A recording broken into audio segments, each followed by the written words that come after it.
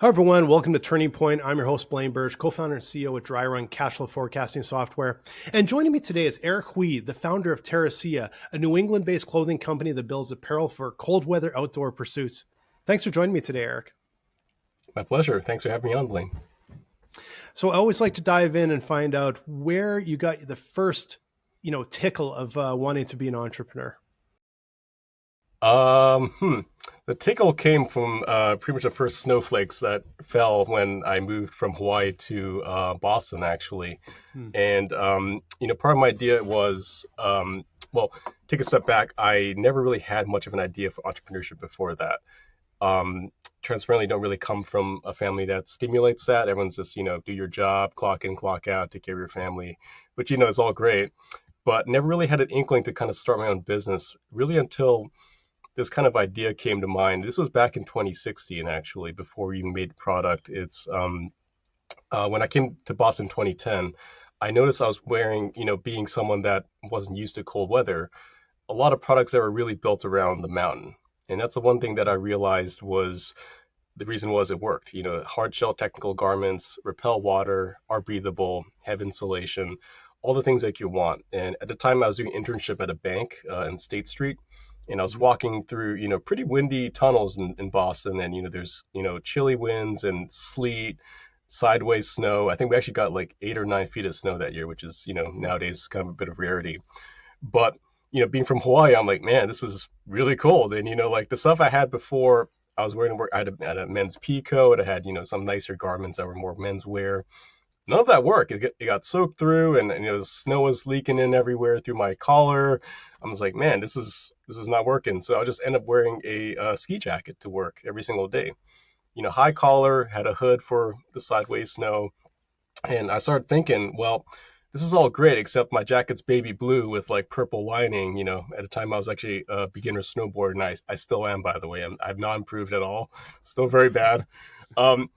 But it's one of those things that made me realize a lot of stuff that was really like focused on mountainous elements and conditions and weather specifically really worked well. The only problem is there's style for the mountain. So there's a bit of a vibe where, there's mountains in Hawaii, obviously it's very, very nice, but they're not cold. And, there's things where every single brand that made the products that I wanted didn't really have a lifestyle lens. It was all about the mountain life and had like, accents and colors that lend itself to selling as a mountain product. What I really wanted was really more of a lifestyle jacket or coat that had the same tenets and technical function of a mountain jacket. So from there, the idea was born. Essentially, I worked in corporate for a good number of years, for 5 or 6 years, both in banking and pharmaceutical supply chain. So very different than making apparel. So essentially, I jumped into the apparel industry without any experience, which I can tell you it is hard. It's been 7 years now. I've been kind of learning every single year, every month actually, as I go on. But there's a lot of pitfalls that you really need to pay attention to. I'll take a break from here. If there's any questions, I'd love to answer. Well, there's a lot of questions because first of all, I want to know why you moved to Boston from Hawaii into the cold. Oh. I'm up here in Canada, so I know the cold well, but I don't deal very well with it anymore. I've grown up with it, and I'm not a very good cold weather person anymore. So it's funny story. Everyone's the same thing. It grows around here. Yeah. So how did you? Let's just go back a little bit, and because I'm sure that like you said, you're in a supply chain for a while, and then you're in the banks for a while. How did that start to inform you? So when this idea, because what I'm interested in is this idea came to you, but you had to have the confidence to go, I think I can do this. And I'm curious a little bit about how some of these things kind of came together, and you went, yeah, no, I can actually do this. There's something here. Definitely. Answer your first question. I got a scholarship to Northeastern University in Boston, so I actually came here for grad school. So, at the time I was living in California, I did get accepted to the MBA program here at Northeastern. So it's a good foundational knowledge to kind of train yourself for the finance world, for other industries that are more traditional. As an entrepreneur, I didn't really take any entrepreneurship classes per se. The real idea really, honestly, and now it's been a 7-year journey with a lot of changes, and I'm hoping I can fit this all in within this time frame. But to go all the way back to year 0, which is when I first had this idea, it's all about the weather. So the one gap I really saw was New England specifically, and this includes, anywhere in the Northeast, going up to Canada, into Montreal, for example, is we have all the seasons, sometimes all at the same time. So like in one week, you can go from 70s, 80s and sunny all the way to 30s and snowing and everything in between. Here in New Hampshire, specifically where I live now and where the brand is based out of, you have everything from the mountain to the seacoast to the plains, all kinds of terrain to play in. And the real and most important thing is everyone talks about the weather every single day. When you go outside, before you go outside, you step outside your door. So for me, outdoors is like out your door, literally. You look at the weather. You see, like, what's it going to be? Is it going to be sunny now? Is it going to be raining later? Oh, I better prepare for that with clothing that makes sense. So for me, the idea really for Terracea was unpacked, by the way, it's actually earth. And in Greek, it's actually solution or remedy. So it's actually universal remedies for the earth. And I take it a step further, saying terra is actually redefined by anything that's above the ground. So from rain, humidity, heat, all that stuff. It's like you have to think about the weather every time you go outside your door. So the idea was really born that, unlike Hawaii, where it's besides, rainstorms, which do happen a lot, it's consistent. You don't have to worry too much about dressing appropriately. It's like, how many do I wear a t-shirt? Do I t-shirt and a hoodie? Blah, blah, blah. That's about it. Yeah. But around here, dressing and layering as a system for the day and the week sometimes is a very constant in a lot of people's preparation here. So coming from an outsider, I saw this pretty early, that you really have to pay attention to what you wear, because sometimes if you don't wear the right clothing, really could bite you back, if you don't prepare correctly. So that's really the essence of Terracea, is like the idea of readiness for the weather, with the roots that New England has all the weather to test in. So the distill down, that's kind of the real message. So but there's a lot of people that live in cold areas, and there's probably a lot that would say, hey, it'd be nice to, have a different coat or whatever. There's still a monumental leap to actually taking the dive to do that, but also the execution.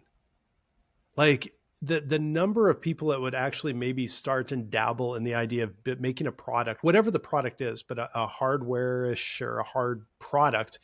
Right. And actually building a business around it and getting to the point you've got to is minute.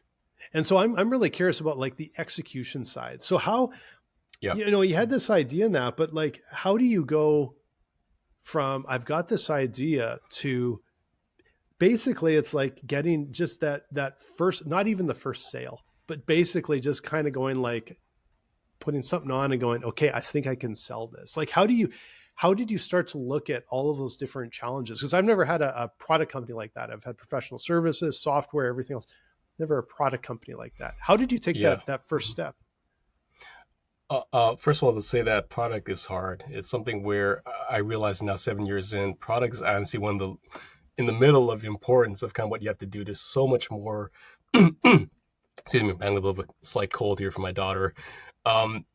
It's marketing, sales, distribution, strategy, and like just honestly connections, who you have. So the product side is obviously being a product business. And for us, it all started with kind of this one jacket that we launched in 2017. To kind of run you through the process, you kind of need to at least have a couple of key parts. One is a designer, whether it's a freelancer agency.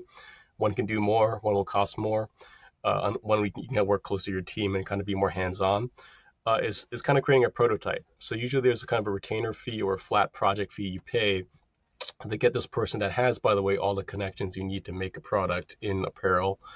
For us, it was technical cut and sew. It was garments at factories that made ski wear, which is what we were kind of like thinking about in terms of the technology we put behind our jacket.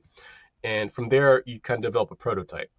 And the prototype is usually a one-off product that does not look very close to what you had sketched out. You can kind of work your designer on an idea, and when it comes brought to life, you look at it, you're like, wow, this looks pretty different than what I was thinking.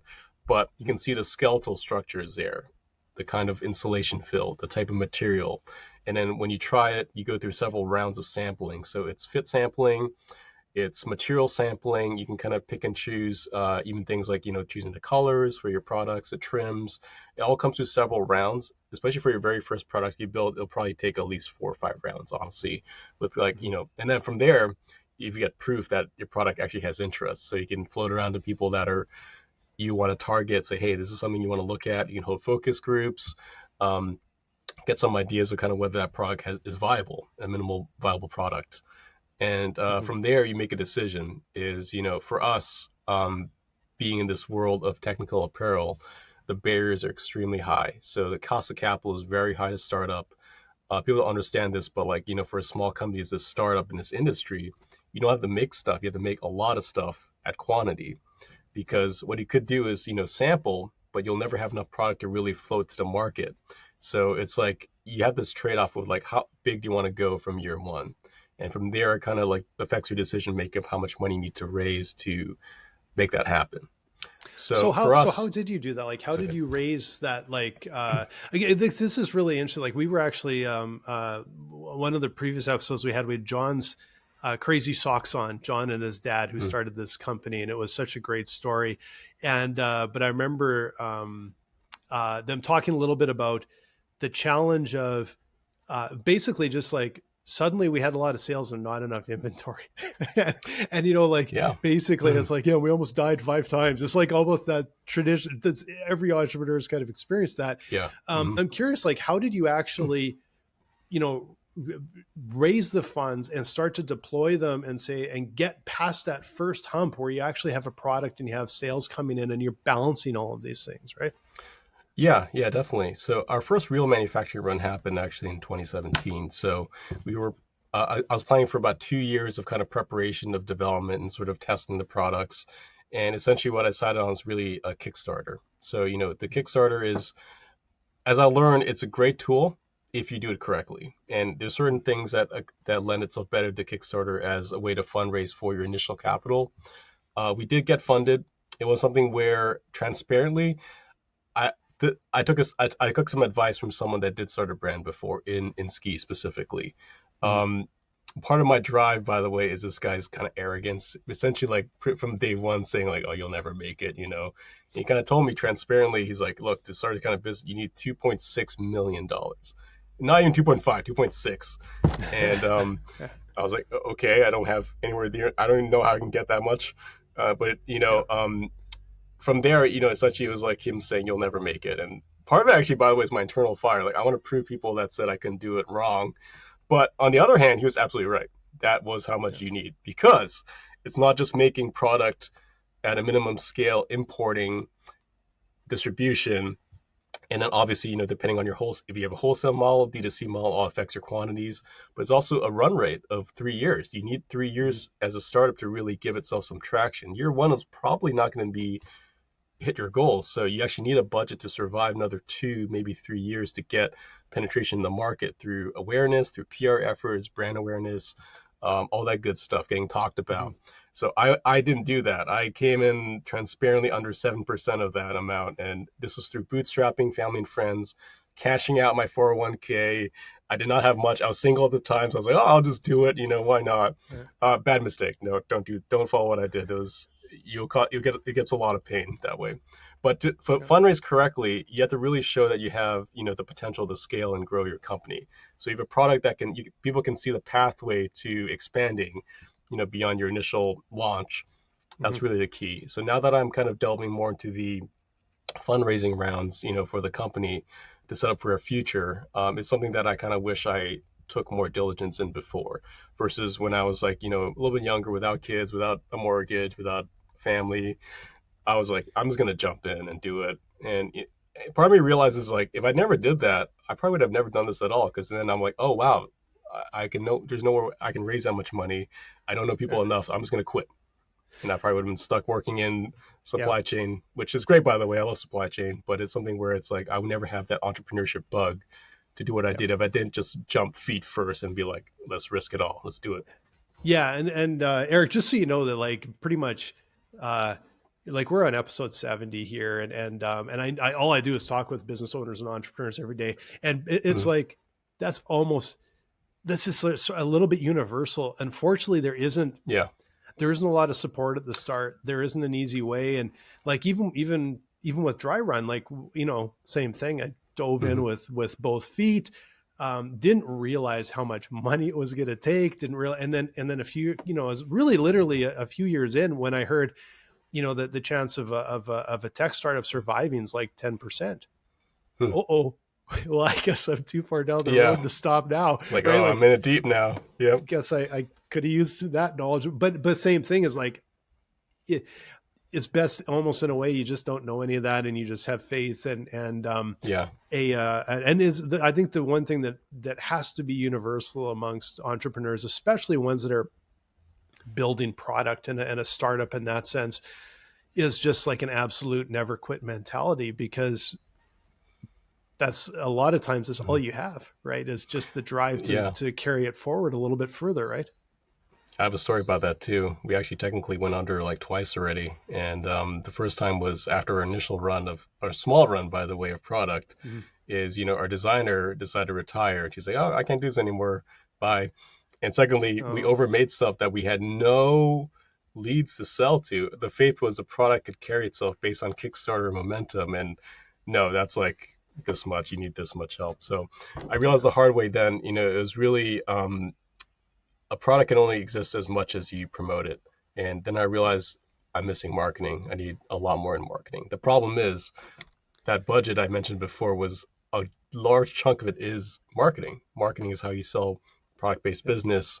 Comes from anything from your touch point to brand vibe, which you have to kind of create, Yep. logos and your packaging, all that good stuff that comes with a successful product-based business. So essentially at that point, I was forced to liquidate. So we ended up selling a lot. We had to sell on Amazon for a year, which is something that I'm not super excited about, but we sold through everything, which is amazing.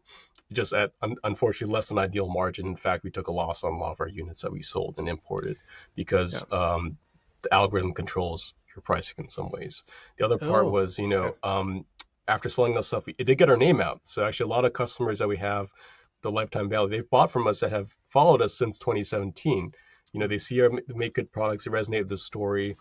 Also, in a lot of ways, a new brand in this space where we play in, which at the time it's outerwear, and now it was ski wear for a little bit. It's exciting for a lot of people. People love to see a new face and a new brand kind of on the market. Yeah. So the second time, I'll say the hardest part really was when we closed the deal that I thought was great. We made decent margin for essentially 17 pallets worth of product. And I sold it all, and I was super excited because this was going to keep our business going for another year, and we can actually afford to develop new products, create a new line, blah blah blah, all that fun stuff. The company went bankrupt in the middle of the transaction, so it didn't get paid. Mm. Did not file a UCC lien on the transaction. So essentially, what happened was I lost everything, all Oh my no. inventory. It was like a good 6 figures worth of sale. It was like enough to really, run the business for another year and a half, which I was counting on. Yeah. And at that point, we had sort of a sale. So I had some bad advice, essentially scaling too fast, getting to the industry that didn't make sense. And I listened to it. And I think it really made me kind of pause and reflect what I do from here. It's obviously the logical thing is just to call it quits, like you don't have anything left, nothing to your name, nothing in the bank account. What do you do? So instead, I actually decided to take a pause. So a tactical pause to kind of reset how things go. Obviously, as a corporation, you kind of have to make, some sales to kind of get the business running and sort of, show that you have some momentum. So what we Mm. did was we ended up, making it work to make a very small batch of product that is now the revised product you see on our website. Before that, they were kind of earlier versions of something that we had that was good, but not super great. Ended up actually working with a new designer that helped us kind of with some newer products to revise, proof of concept sampling. And the good news is we actually got into wholesale. So, with that said, it was right around the COVID boom. So a Mm. lot of people were buying. So we were fortunate to kind of get a bit of a restart in terms of our sales engine again by kind of Yeah. pre-selling and then pre-buying product. So Yeah. it's a bit of a hard lesson learned that sometimes you have to really prepare yourself, especially when you put trust in people that will lead you astray. So just because I thought I had a contract doesn't mean anything when the company goes bankrupt, and the company that bought that company also went bankrupt. You're left with nothing, and I got paid Yeah. out 4.5 years later at 9% the revenue amount. Oof. So Yeah. so It's unfortunately a really like a familiar story, right? Like it's even yeah. even with us at Dryrun, we've, I look back now, we launched in 2016, around the same time as you actually. And the I look back and there's times where it's like, okay, we went this direction, we had this sort of advice, we had an opportunity that looked like it was absolutely amazing, Mm-hmm. and we were either flat out wrong or there was flat out kind of lied to, right? Right. And then there's other times that you make a bunch of headway and traction and you don't realize, wow, that was actually like groundbreaking for us, and we didn't recognize it at the time, and as much as it is. And unfortunately, all this stuff is, you recognize it in the rearview mirror, and it's so much of just how you move forward, not where you've been, not what happened yesterday. Like you said, starting from scratch. We've sort of done that. We've done a couple of pivots in our business, and the thing that's I think one of the really valuable things that I think, other entrepreneurs recognize, sometimes I don't think investors recognize, is you might be starting over, but you have this industry knowledge and this understanding that nobody else has. These fresh startups out of the gate, like the investors will line up for a sexy story and they'll put money into something.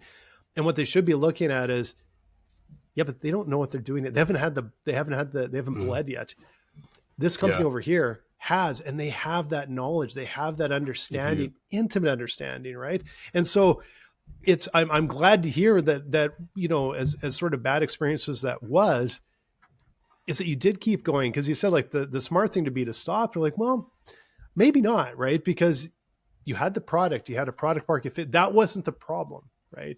And so it was, I give you a lot of credit for moving forward, because you had the tools you need, right?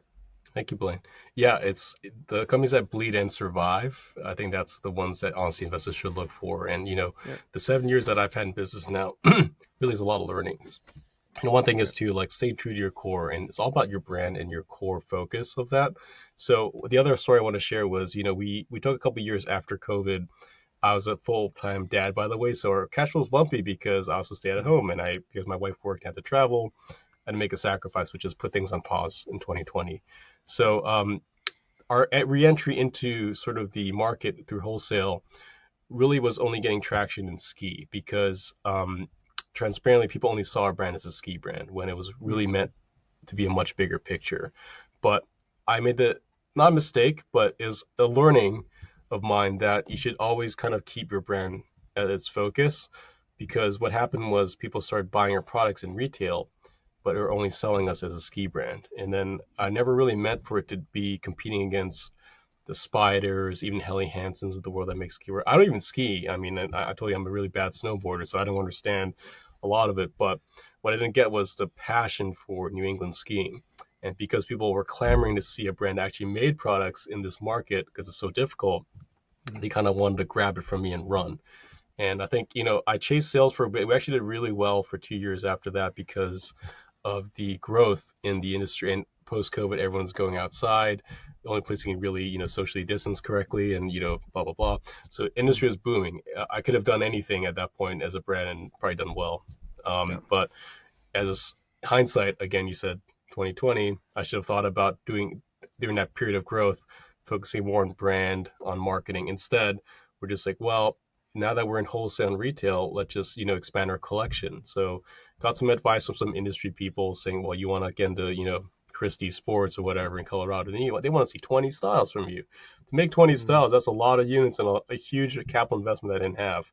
But I tried to make it happen. So we made samples. We overcommitted to making tons of samples, got some sales reps, and they blew it. It was just like they didn't understand the focus of the mission of the brand. So they sold us as like an alternative, like ski wear brand, whatever.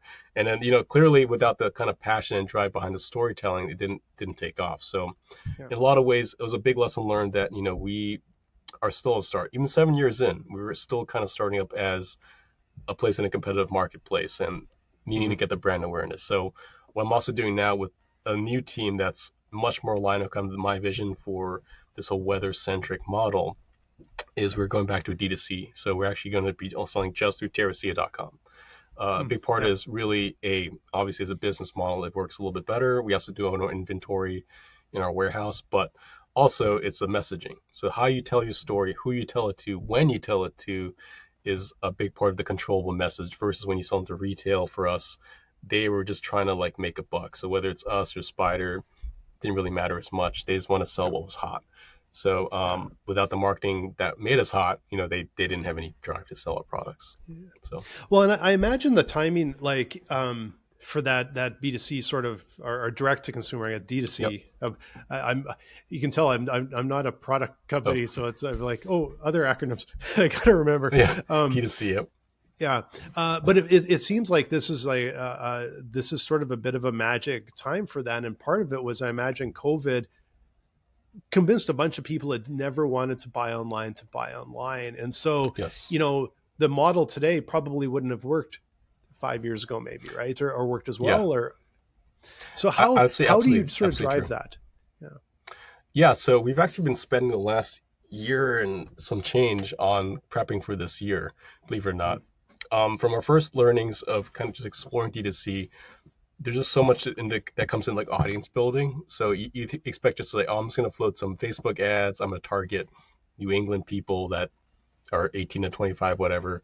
It doesn't work. It's because you're not focused on sort of like building that funnel that kind of gets people interested in the brand first and the idea, then into like a collection of products, then into a specific product, and the journey goes into like final conversion for sale. So yeah, I learned that before, and the reason why I went to wholesale was because I tried doing D2C when I first started, and it didn't work. I listened to some people that claimed they could, convert all my units into this, blah blah blah. yeah, It wasn't the case. You actually do a lot more research into like the whole aspect behind your channels, whether it's Google for us or Meta, Facebook, Instagram. There's ways to do it. You just have to kind of really be patient and build a longer lead time to prep. So yeah. for us, it's learning about the prep time and what it takes to kind of build this focused audience, build up an email list, keep people interested on the hook, maybe little teasers of what's to come. These are all things we've kind of really thought about as a team. And I'm fortunate to kind of work with some really talented people now. My actually co-owner in the business, Vic Satir, he comes from a strong background, worked at Nike, worked at Timberland, some really big brands. So we've got kind of more of a focused approach on what's going to be successful, which honestly coincides a lot with marketing and brand awareness. So I'm curious that now that you've sort of moved to this D2C model away from wholesale, Yep. um, how did you sort of like structure everything? And I'm curious because I don't really Yeah. understand it well. How do you deal with supply chain, with orders, with like how does all of that kind of work? And mechanically, I'm kind of curious. Yeah. So it's pretty much the same in terms of ordering product in bulk. It's just your timing window changes a lot. So before, this is a couple of years back, we were still winter focused, which means you would take pre-sale orders in wholesale around like between November and January, February. Unfortunately, bigger guys like Patagonia will just like come in and take a huge chunk of a store's budget right away, so you're left with like the scraps at the end. And then essentially what you do is place an order between March and April with your factory. Usually deposits due early, and then in August or so you'd pay the rest, and then it would get shipped to you after that.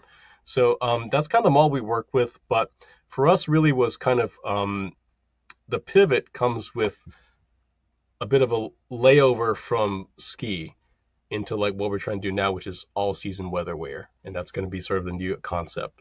So we actually strategically held a lot of inventory from last year because at the time we were building for wholesale. And people don't realize when you have a brand, you go into wholesale, like they control a lot. They're like, you can't price below a certain point, you can't discount on Thanksgiving, things like that. So you become like their customer, and it restricts us a lot in terms of like a business, what you can and can't do. So for us, we were kind of catering a lot for that model, which didn't really make sense honestly in the first place. So with D2C, it's really about, it kind of changes a bit because what you can do is actually preheat the demand for new products and before you actually make them. So Hmm. it's really a cash flow issue for a lot of product based companies. For us, we never had the money to even make this stuff to give to wholesalers before we were able to pay the bills and get the money back from the wholesalers. So it was always a cash flow riddle that is honestly very difficult to solve for any business that doesn't have the run rate, like I said, for 2 to 3 years to kind of front the cash up front. So Mhm. we were kind of set up to fail in a lot of ways, and it never really made quite sense. With D2C, it's a little different because then you can kind of like sell products even ahead of time to fund the manufacturing run before you actually make this stuff. So Mm. we're trying to solve for that, and it's a bit of a balance between that and actually selling through existing inventory.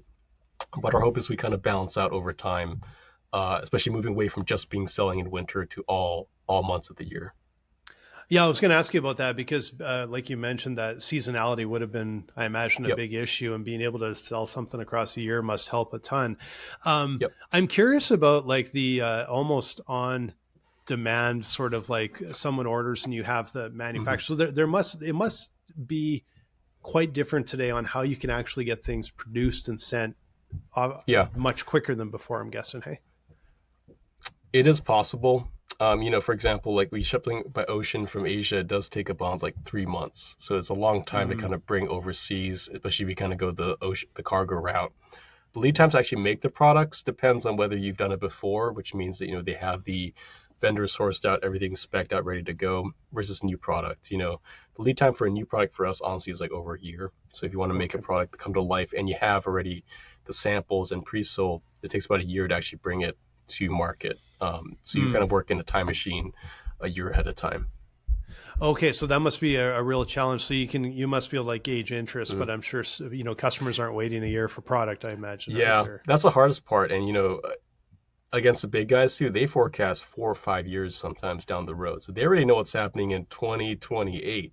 And I'm like, I don't have a, magic globe here. I can't really tell. So it's yeah, like you're competing. If you're going in a futures direction, you kind of have to think about what's going to differentiate you, even not just this year, but like for the next 2, 3 years. So we've yeah. got some spicy stuff coming up next year, I'd say. It's something that we're going to keep pretty secret, but it's going to really separate Terracea no matter what trends or styles or colors other guys are following. It's something that's going to make Terracea as a brand really stand out. So I'm excited to kind of show you guys that. Can't tease too much until spring of next year at least. So Well, and that circle, I actually wanted to dig into that a little bit yeah. because like you mentioned, how important your brand story is. It's amazing. So that comes up quite often when I'm talking with entrepreneurs, and it feels like more so today than it used to be. And I think it's because Hmm. maybe partially because you're competing online is a challenge. Getting people to Yep. even for us, like to get people to know we're around and what we offer and everything is such a challenge. And having this, like you said, it's like the purple cow philosophy, where you Mm. want to be the purple cow when you drive down the road and there's a whole herd of cow. You want to be the purple one that Yeah. stands out, right? And Hmm. this sounds like that's how do you tie that? I guess the question is, how do you tie together not just the doing something just to stand out for the sake of standing out, but how do you mesh it in with your brand, your vision, and have it be something that your customers are gonna like can actually just connect to in some way and believe in. I've been finding more and more it's actually a lot to do with me and kind of my founding story. Because for a lot of guys, people don't realize when you see a new brand sometimes that pops up in outerwear, it's like they're not really a startup. They're spun off from a much bigger company. People can Mm, make new brands all the time with the capital to restructure and support, growth. For myself, it really is a grind it till you make it mentality. And that's mhm, something that I do think is kind of separating myself. The more I kind of talk to people in New Hampshire, around the surrounding New England area, it's a story that kind of resonates because, in a lot of ways, we're the underdog. We make mhm. actually really good products, believe it or not. Give it a try. We actually have some great reviews online, but always been quality first, always been material first, always been design first, too. So I think the more we progress in this path, the better. But to tell that story means, I think a lot of grassroots efforts, going to shows, going to talk to people at pop up events, um, getting on the news is a big part. So the more I realize kind of like what I need to do, and to take a step back, I'm super introverted. I actually do not like public speaking very much. I'm by nature very shy, which is very different than a lot of entrepreneurs that are very vocal and very outgoing. I do not like public speaking very much, but it's something I've been trying to do more, and it's Yeah. made me realize that I have a story worth telling. It's something that's different, differentiated, and unique. The brand itself is, memory friendly. It's something that I think has a lot of legs. So I think the more you kind Yeah. of talk about that, they're like, oh yeah, why not Terracea? instead of like, oh, what makes you different than a Patagonia? Then you're like, oh, why not choose you guys over Patagonia? It's like flipping the script on what sets us apart. Because Yeah. I realized actually a couple of years ago, I can never compete against R&D. It's because these guys, that you see making shell jackets, puffer jackets, technical outerwear, they have like budgets beyond my wildest dreams. Like our Yeah. growth trajectory, that's like their R&D budget essentially. So we can never compete based on head-to-head technology. What I can do is make a curated product that's got the best of what I feel is true to the story, which is really wearable products for the weather out here. So to do that means you don't have to go just the Gore-Tex route. We can never compete on pricing and costing for these guys that do work with these bigger brands, but we can make something that makes sense for what makes sense for me, which is like stepping outside your door in New England. I kind of find it actually a little bit funny because, if I look back, 20 some years now, Yeah. I was kind of the same way. Like public speaking, being on video, all of that. Like, I don't think I could, like that would sound so foreign, and I don't think I could have done it. And you kind of get forced into it because it's like, well, we gotta move. Someone's got to do it. That was for the longest. I was like, well, someone's got to do it, and there's no one in line. Someone's got to do it, right? So guess what? It's me. And now I think, like, especially after you've probably felt this, but doing a little fun, a fundraising round, and doing all of these, like, I could wake up in the middle of the night, 4 a.m. and sit up and I could start talking. It would never used to be like that. I was up last night, 3:30. I just woke up and I had like all these ideas in my head, and I was like, I'm just going to start doing work. Even with the newborn, it doesn't really matter, I guess, at that point. But yeah, the brain never stops. I can if it's business wise, I can talk. I can talk and I can talk, and I don't think I ever used to be like that, but it's learned, and it's forced learning, I suppose. But I found that kind of connection too. A lot. Anyone that's a founder that started a business, it's almost like having a baby that you kind of nurture from the ground up, and it's an experience that is very unique. I haven't found very much like it because you care so much about something it's tangible, but also it's like it's not like it's a person. It's something that you've cultivated and kind of grown, and it's like you put all your time and effort and resources and everything into it, and it still may fail. It may not make it off the ground. It's like it's something that I've been finding now that I've been so deep into this. Like it's a connection with other people that have started companies, that it's a very unique relationship. And I think like talking to people like yourself, it really made me realize how much we have in common. It's just like the struggles, the pitfalls, bad advice, then good advice, stroke of luck. It's like something happens, boom, you make it. Something like that. It's amazing. Yeah, and it's amazing that people that haven't sort of done this, or family, wives, husbands that haven't done this, or had a partner that was doing something like this, they really don't understand it. But it's like, just like you said, I can sit down with an entrepreneur, it doesn't matter where in the world they are, probably how old they are, what industry, you sit down with them and it's just like, yep, had that problem last week. And it's just like, you can feel it. It's the same struggle. And I've mentioned this before, but one of the podcasts I really like is How I Built This with Guy Raz. Oh yeah, and definitely. I love it because it's like he only interviews companies that have sold for hundreds of millions and billions of dollars, and then you hear the founder, and it's the same thing. It's like, yeah, we just about died 5 times, and we I had to sell my car and do this, and like it's like the same kind of struggles that everyone else has had. And sometimes it's just they just stuck with it and really paid attention to their customer and their story, and it's hard, but it's also like, I don't know if there's anything that's more gratifying and more exciting to do though either, right? Yeah, it's everything. Like, you fall down 5 times, you get up 6. That's kind of like the mentality and commonality that we all share. It's perseverance. It's like, if you really believe in it long enough, you believe in yourself and the brand enough, you persevere and you find a way, whether it's completely starting over. There's, it's like, how much confidence do you have to do that? And transparently, when I started this, I had no confidence. I was just like, I'm so scared. Like, I put my own money into something. They're like, what if it doesn't work?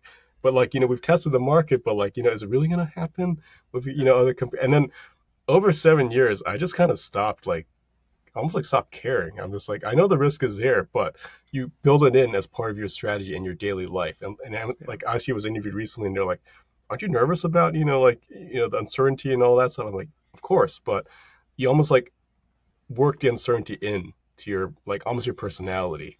And now Yeah. it's like almost a point where, like, yeah, it's uncertain, but what isn't, in a Yeah. lot of ways. Yeah.